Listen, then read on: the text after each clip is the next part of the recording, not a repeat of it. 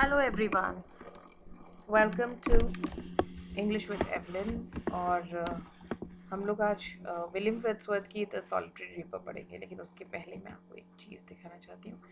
ये है मेरा प्रोफेशनल एग्जामिनेशन बोर्ड का रिज़ल्ट, जिस पे मैंने 110 मार्क्स स्कोर किए थे और मेरा अनरिजर्व्ड ओपन कैटेगरी में कंसोलिडेटेड पोजीशन 12 थी। और जब एक्चुअली लिस्ट आई थी तो उसमें और हायर था, मेरा शायद 5 या 6 पर था, और मैंने जॉब ज्वाइन भी की थी लेकिन छोड़ दी थी फॉर सम रीज़न। तो ये मैं सिर्फ आपको इसलिए बता रही हूँ ताकि आप लोग बिलीव करो कि हाँ, मैं ऑलरेडी क्लियर कर चुके हूँ। क्योंकि अगर मैं एग्ज़ाम क्लियर कर चुकी हूँ तो आपको भी मेरे मुझसे पढ़ने में इंटरेस्ट आएगा, और आप ज़्यादा ट्रस्ट कर सकते हो जो मैं पढ़ाऊँ आपको उसके ऊपर। तो आज हम ये पढ़ेंगे विलियम वर्ड्सवर्थ की the solitary reaper. This is William Wordsworth. He was born in 1770, died in 1880. And William Wordsworth romantic era को बिलोंग करते हैं. He was a romantic poet. Romantic poet का मतलब था जिसमें रोमांटिसिज्म होता है. मतलब it's not romance. Romance is different from romanticism. Romantic period starts from the second half of the 18th century. मतलब 1750s से लेकर के 19th century के second half तक, मतलब 1870s अराउंड तक ये रोमांटिक एरा ऑफ पोइट्री था. आप लोगों ने मास्टर्स में पढ़ाई होगा. अच्छा, रोमांटिक पोइट्री की जो मेन कैरेक्टरिस्टिक्स थी वो थी कि poetry is expression of personal feelings and emotions. Imagination is the main source of poetry. Nature in romantic poetry is a living thing, a teacher of man, and it's a healing power. Nature का बड़ा major role होता है romantic poetry में. Nature is like God for the romantics, and it is not something which is like it's just there and you can see it and get inspired by it. नहीं, nature एक living entity है romantic poetry में. Nature heels you, nature inspires you, nature motivates you. Nature का बहुत बड़ा role है romantic poetry में.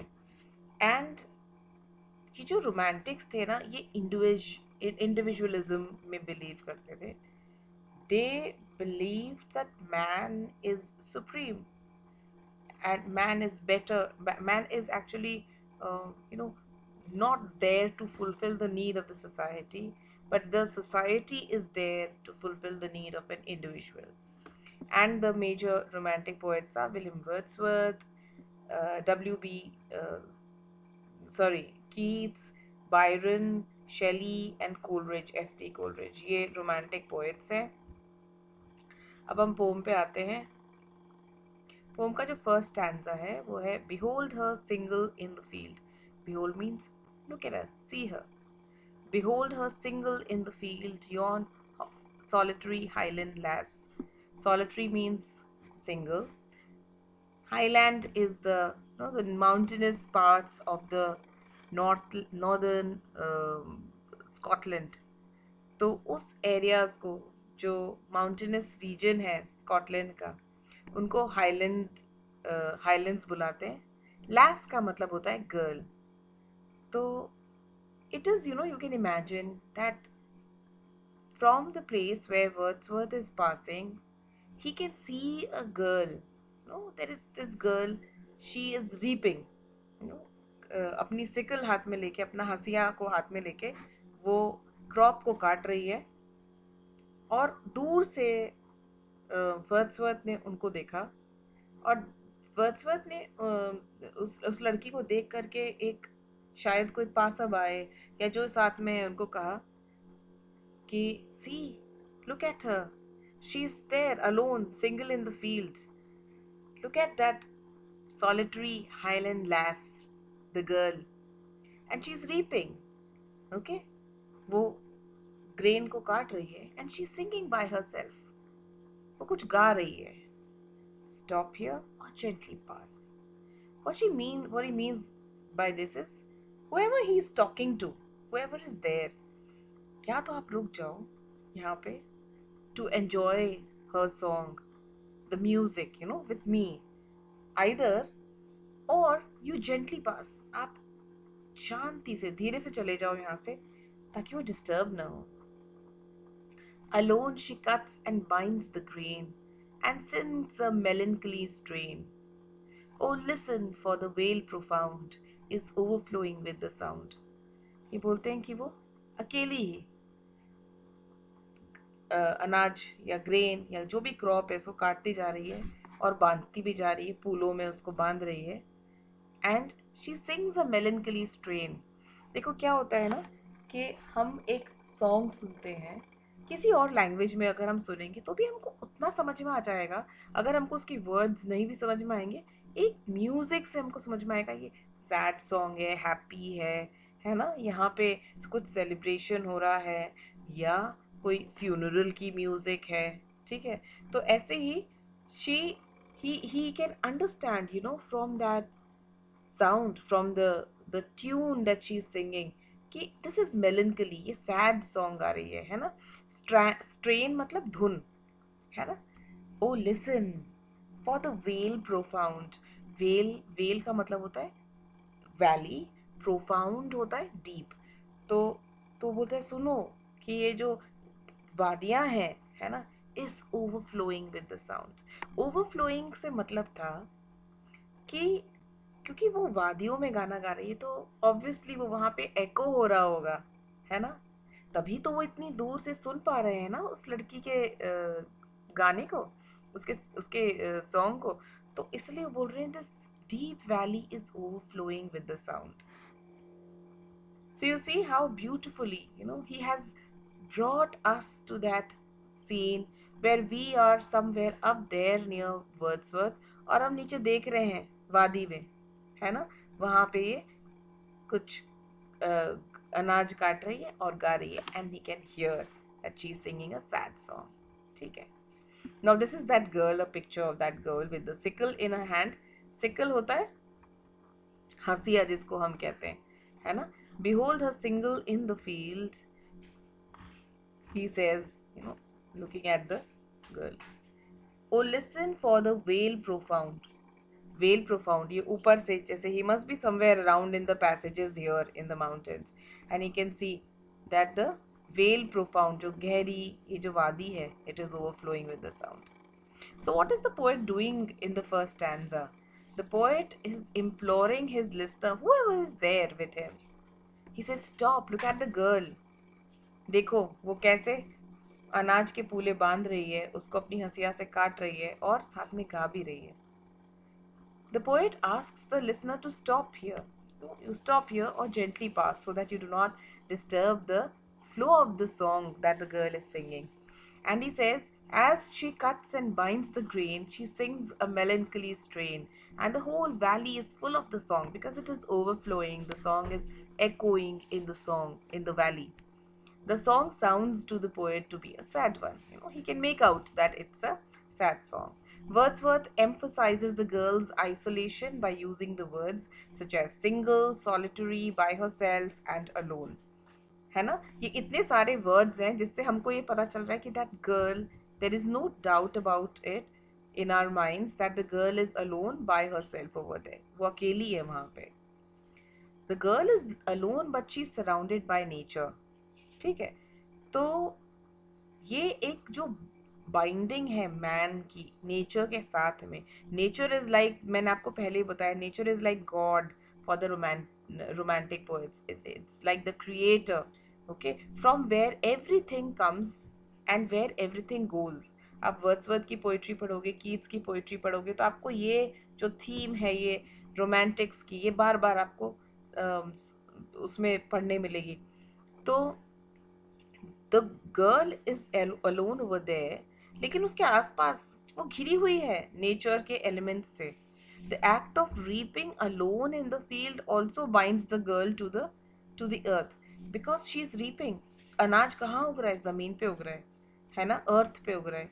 तो उससे नेचर, वो जो एक्ट ऑफ रीपिंग है वो उस लड़की को उस एक्ट के के जरिए से, it is joining her, connecting her to the earth, to nature. And also as the girl is singing, the melody fills the lonely valley. ठीक है, she becomes almost completely merged with nature. The girl has become one with nature. अब आता है next stanza. Next stanza में he says, no nightingale did ever chant more welcome notes to weary bands of travelers in some shady haunts among Arabian sands.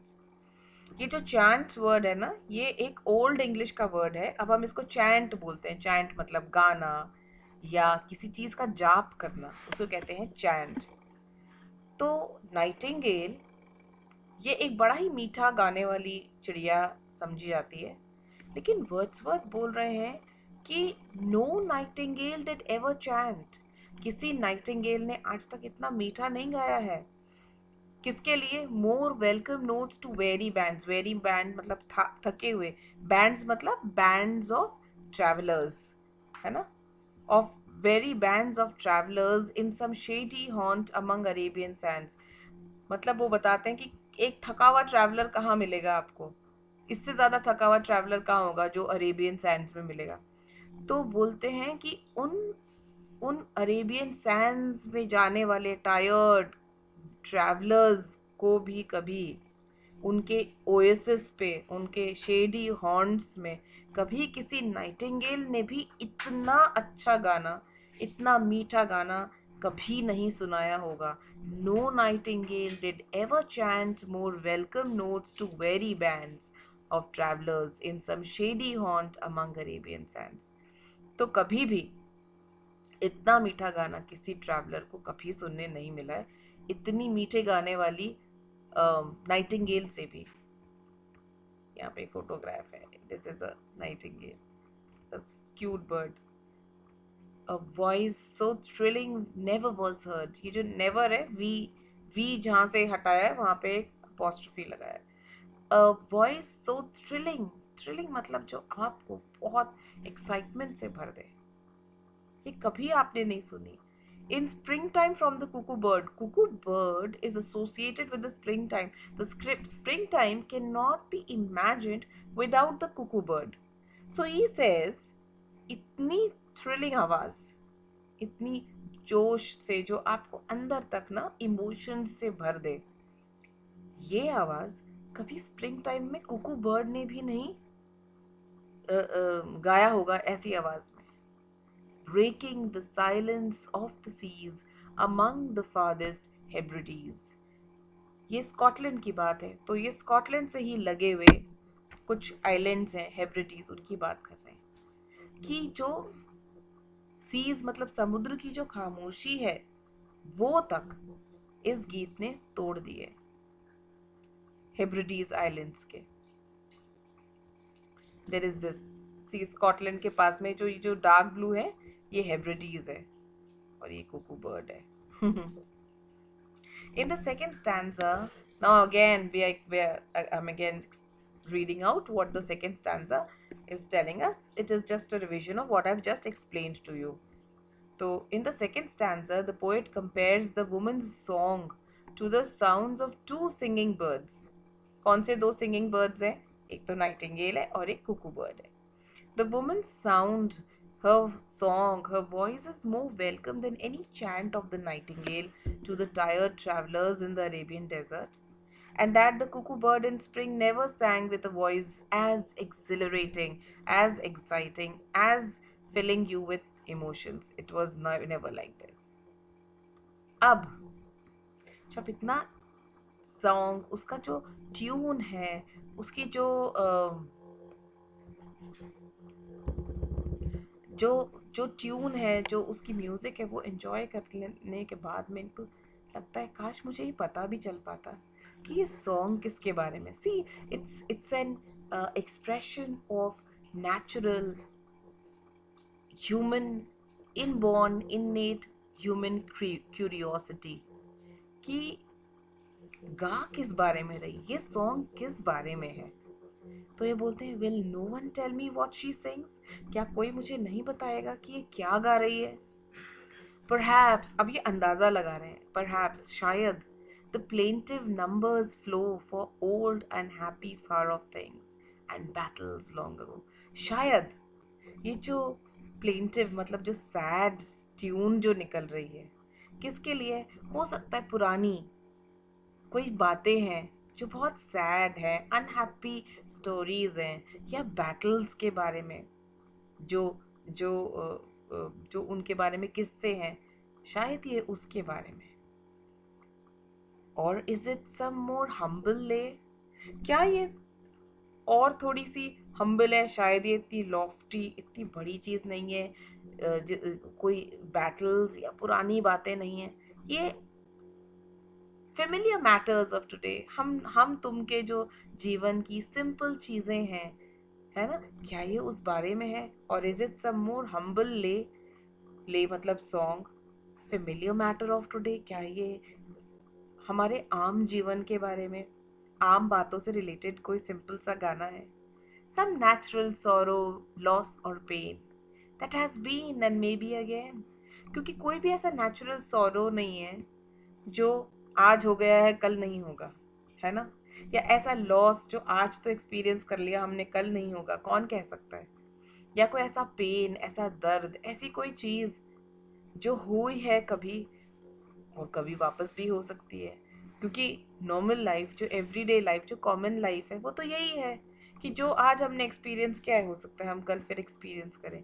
तो ये बोल रहे हैं कि क्या ये गाना बड़ी कुछ पुरानी युद्ध के बारे में, बैटल्स के बारे में है, बड़ी लॉफ्टी थीम है इसकी, या फिर इसकी सिंपल थीम है, आम जीवन के बारे में, एक आम सा गाना है? ठीक है, अब जो मैंने हम एक्सप्लेन किया है वो हम फिर से एक बार रिवाइज करेंगे। In the third stanza, the speaker is utterly charmed by the woman's song, although he cannot understand the language of the song, and so he cannot say what the song is about. Okay, he does not know what the song is about. And so he says, the speaker tries to imagine what the song might be about. किस बारे में है? अंदाजा लगा रहे हैं. He is trying to guess. Because it seems sad, he guesses that a song must be about some old unhappy things, है ना? पुरानी उदास सी कुछ यादें हैं, उसके बारे में है. Some past sorrow, pain or loss, or maybe about some battles fought by her people long ago. पुराने किसी युद्ध में जिससे उसकी कोई कहानी जुड़ी होगी. और परहैप्स हो सकता है एक सिंपल सा साधारण सा गाना है आजकल की बातों के बारे में, प्रेजेंट सॉरो, पेन और लॉस, और a matter of today, whatever the theme the maiden sang. आगे उसके बारे में बता रहे हैं जो भी गाया उसने. At after some time it doesn't even matter to him कि क्या गाया, किसके बारे में गाया. बोलते हैं जो भी थीम थी, है ना, जो भी उस लड़की ने, द मेडन, उसके लिए दो वर्ड्स यूज किए उन्होंने, पहले लैस बोला था और अब बोल रहे हैं maiden. Lass is a word for a girl which is usually used in Scotland. Scotland lass, Scottish lace.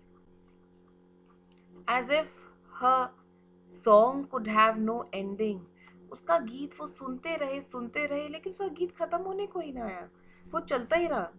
I saw her singing at her work and over the sickle bending. वो लड़की बिना रुके झुकी हुई, है ना, अपनी सिकल से काट ही रही है, वो जो भी ग्रेन है, अनाज है, काटती जा रही है.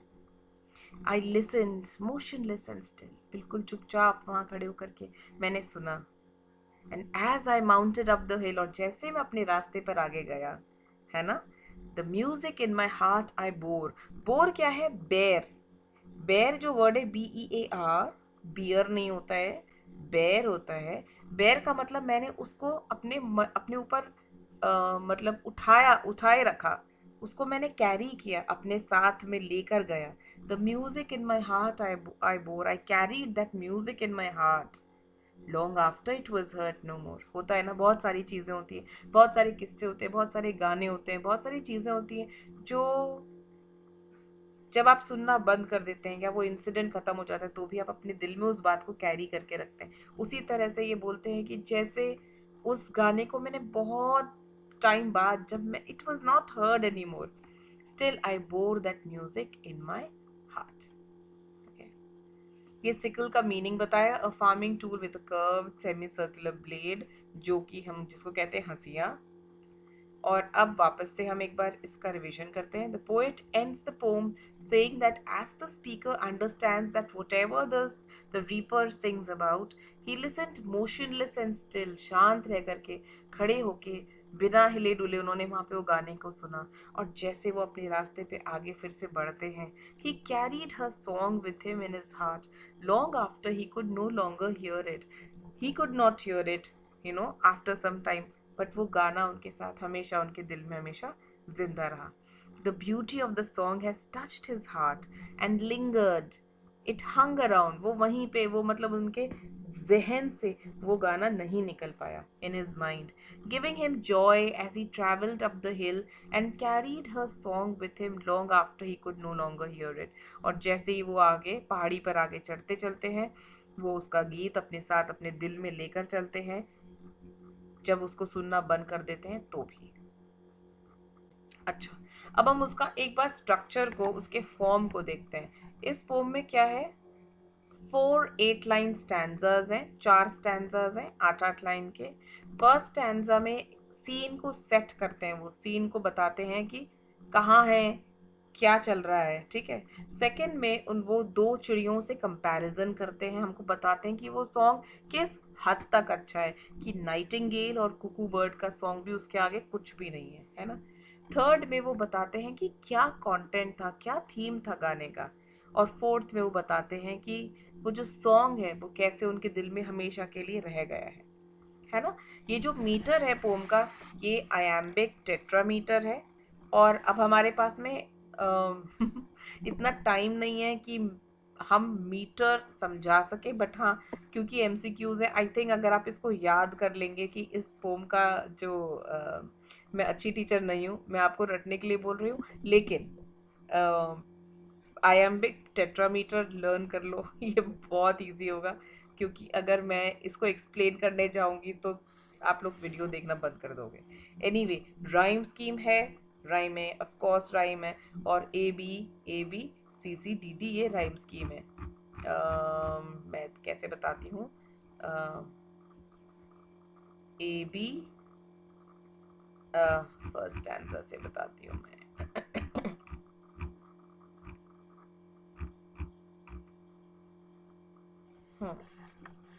हम राइम स्कीम को मैं आपको सेट करना, ढूंढना बता रही हूँ कि हम कैसे करते हैं।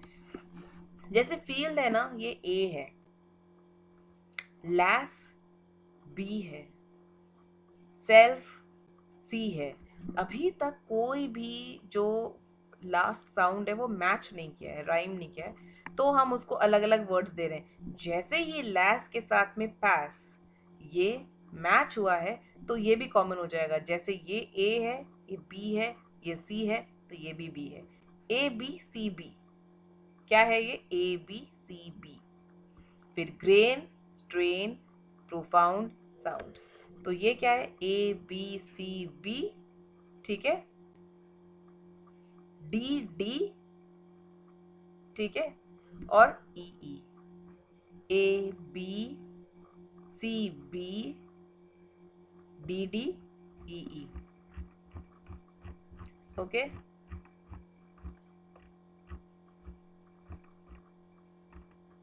ए B C C D D, है ना, बता दिया मैंने आपको कैसा है।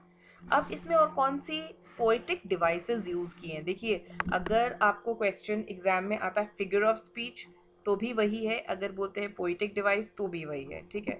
अब इसमें क्या है, इमेजरी है। इमेजरी क्या होता है, जो हमको, हम आंख बंद करके अगर उसको सुने तो हमारे सामने वो सीन क्रिएट हो जाए, ठीक है, तो वो इमेजरी होती है। जैसे कि पोएम ने हमको, पोएट ने एक नेचुरल सीन हमारे सामने क्रिएट किया है, इसमें बताया कि रीपर जो है वो बीच में है, वैली में है, और वो फील्ड में काम कर रही है, ठीक है। फिर हमारे सामने अरेबिया के डेजर्ट्स की पिक्चर बताई गई है, हेब्रिडीज के आइलैंड्स बताए गए हैं, ठीक है। तो ये बताया गया है, ये इमेजेस हैं। फिर ऑडिटरी इमेज भी है, कैसे, सिंगिंग, रीपर की सिंगिंग और बर्ड्स की सिंगिंग, ये ऑडिटरी इमेज है ना, जो चीज़ हम इमेजिन कर सकते हैं। और कौन सी फिगर्स ऑफ स्पीच है यहाँ पे? मेटाफोर है। मेटाफोर क्या है होता है? कंपैरिजन होता है। लेकिन कैसा कंपैरिजन होता है, मैं आपको एक बार मेटाफोर का एक एग्जांपल बता देती हूँ। सिमिली और मेटाफर दोनों में कंपैरिजन, बहुत सारे फिगर्स ऑफ स्पीच में कंपैरिजन होता है, लेकिन जब हम कंपैरिजन की बात करते हैं ये दो मेन होते हैं। कौन सा? मेटाफर और सिमिली। सिमिली होता है जिसके अंदर लाइक और एज का यूज होता है, ठीक है। He is as brave as a lion, तो ये क्या हुआ है? ये सिमिली हुआ है, ठीक है, क्योंकि आपने एज और लाइक का यूज करके आपने उसकी करेज को और लायन की करेज को या ब्रेवरी को कंपेयर किया है। लेकिन हम बोले ही इज अ लायन, ठीक है, तो वहां पे हमने एज और लाइक का यूज नहीं किया है, वो सिमिली है ना। और यहाँ पे पोएट ने यही किया है, पोएट ने बोल दिया है, कंपेयर करा है नाइटिंगेल के सॉन्ग से, कुकू के सॉन्ग से, लेकिन जो कंपैरिजन है वो लाइक और एज का यूज नहीं करके किया है, ठीक है। तो ये मेटाफोर है। अपोस्ट्रोफी, अपोस्ट्रोफी क्या है? When you are addressing someone, जैसे आप किसी से बात कर रहे हो, तो ये अपोस्ट्रोफी है। He is saying, he is talking as if he is writing as if he's talking to someone, okay. Then what are the themes? First theme is, the first is, there is the imagination, because he has transformed with his imagination, the common everyday thing into a larger reality, the unity of man and nature.